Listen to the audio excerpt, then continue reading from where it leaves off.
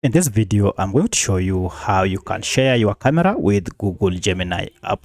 If you find this video helpful, please like and subscribe to this channel. Alright, so if you like to grant access or use your camera to read information or interact with this chatbot, it's pretty simple. Just head over to your Google Gemini app. So I'll go ahead and open the app here. And then from this, go ahead and tap on this plus icon. From here, you should be able to see the camera feature. And by clicking on this, now this will grant access Gemini app to your camera. Now from here, you can go ahead and now take an image directly, or if you want to take a selfie, you can also tap on this selfie icon. So if I tap on this, it will take the image directly like this. And now go ahead and tap on attach and it will be uploaded on Gemini.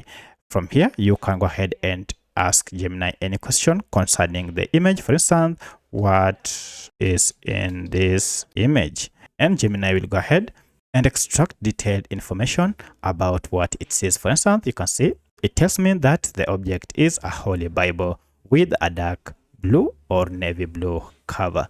So that's how you can interact, or that's how you can share your camera with Gemini. If you have any other question, kindly let me know in the comment section.